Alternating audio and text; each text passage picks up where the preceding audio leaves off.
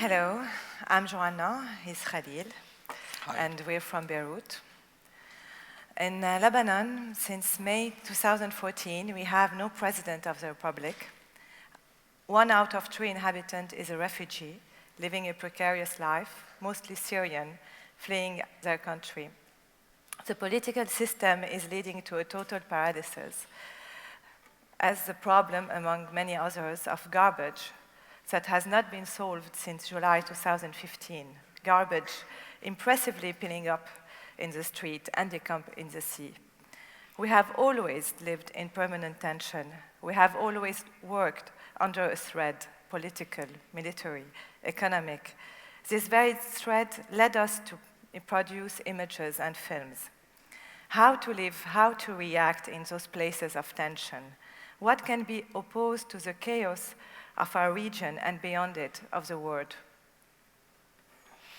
Apart from being active in associations, participating in hundreds of demos in Arab or European streets, organizing sittings and going on, and faced with the shrinking of our territory in all the meaning of the term, there is still a territory left for us, that of art, of research, of possibles, of places like this one, which we must constantly expand.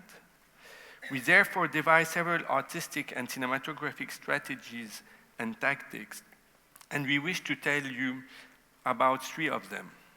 Tactic number 1, refusing to be dehumanized, resisting through art. In 1999, we were working with different associations on a detention camp in Khiam, in South Lebanon. We were working on a detention camp that was managed by the South Lebanese Army, a proxy militia of Israel, which at the time occupied South Lebanon. It was a very tough camp without any jurisdiction, where detainees could remain between 6 to 10 years without being judged, either in complete isolation in very tiny cells. They were tortured and deprived of the most elementary things. We met 6 of them who had been recently freed, and we shot a film to investigate the relation to space and time during detention, this extreme experience which can hardly be shared. In spite of this terrible condition, the detainees managed to disobey and resist, in order, as I said, to progress and evolve.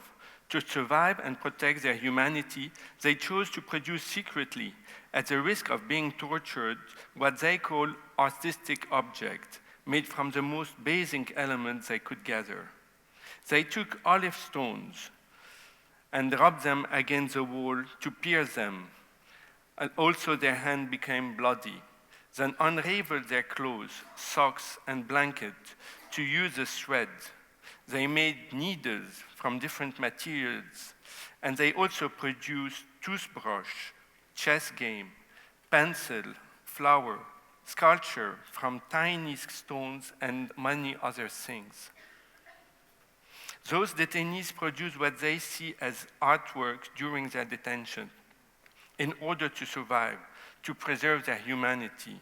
Outside the camp, they become again, as I say, normal people, and do not recover, nor do they try to recover this artistic impulse. They no longer need it. Tactic number 2, negotiating in the real. In 2006, a war broke out between Israel and Lebanon, a very violent one. We wonder what images or narrative could be produced after the unbearable images seen on television and internet.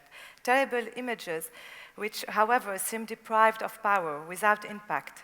What to film after that war in places strongly marked by the weight of reality. How to speak, for example, of the presence of millions of cluster bombs in the area.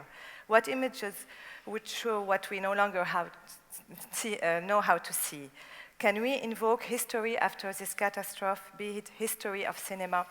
We thought of a strange, almost chemical experiment and asked a great actress that represent a certain history of cinema, Catherine Deneuve, to share this experiment with us, along with a dear friend who represents in a way our generation of artists in Beirut, Rabia Mroué, and we made a film together called Je veux voir. If a shock is caused between this reality and the fiction, would it make us see those places, those ruins differently? Would it help displace our perception? The project was born without the sound, please, without the sound. This project was born also after we were forbidden to film on the border between Israel and Lebanon. We tried to put a camera on a tripod, and we were threatened all at once by the Israeli army, Hezbollah, UNIFIL, and the Lebanese army. We had created almost an incident, and we had to run away.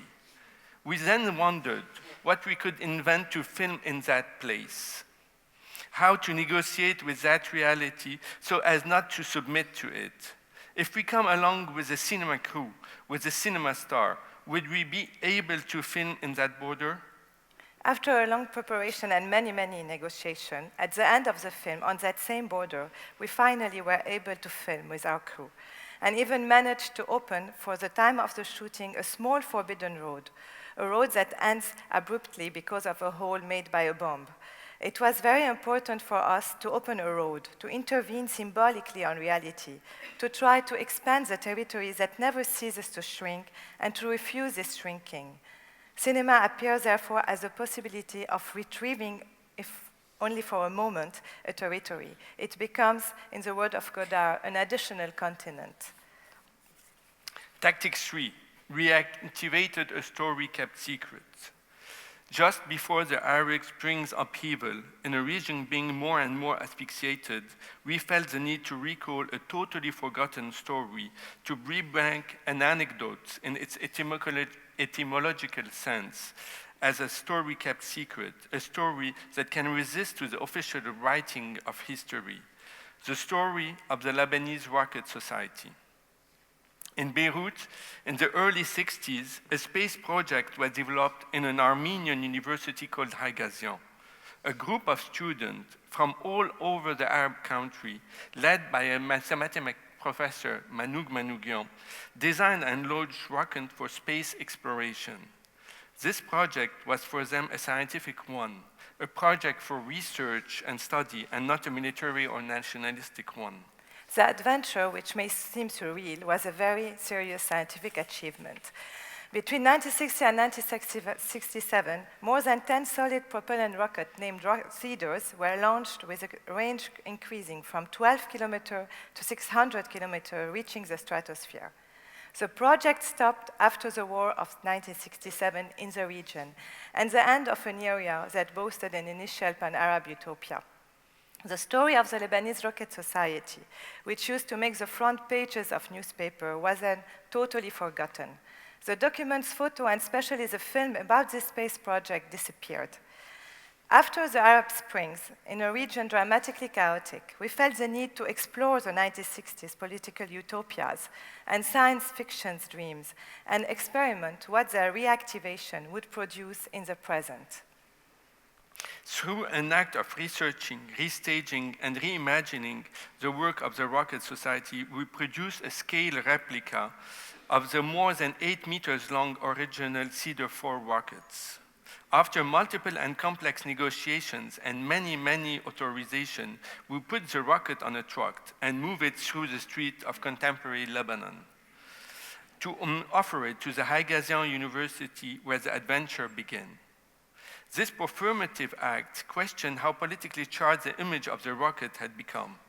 The rocket, once an emblem of a utopic futurism, has been rebranded as a missile, especially targeting Israel. It is seen as a symbol of a contemporary weapon. The sculpture is now installed at the Haigazian University. As a tribute to Dreamer, giving a materiality to an absent imaginary and shifting the traditional representation. The Lebanese Rocket Society evokes dream and the way our dreams have been shrinking. It ponders the apparent absence of this program for our personal and collective memory, shedding light on our perception of past and present, as well as the imagined future, exploring the representation that we have of ourselves and the notion of collective dream and project. It highlights also the feeling of being contemporary, in the meaning of sharing the same time with others, pointing out in the nightmare in which we are thinking in the region, the necessity to project ourselves and imagine the possibility of a future. Thank you.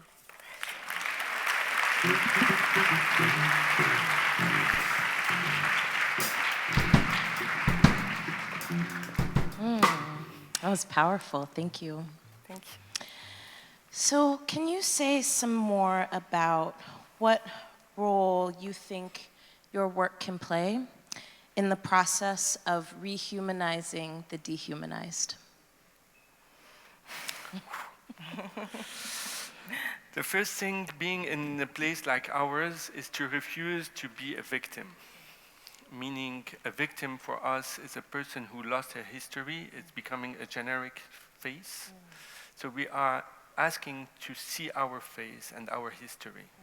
I think that what we try to do is give back faces to individuals, and through those individuals to say stories. So stories are, in a way, to work also on imaginary and on the construction of imaginaries, because when you work on that, you work on the writing of history, and the way we can, with story kept secret like that, rewrite part of our history and resist to the official writing of history. Powerful. Thank you. Thank you. Thank you.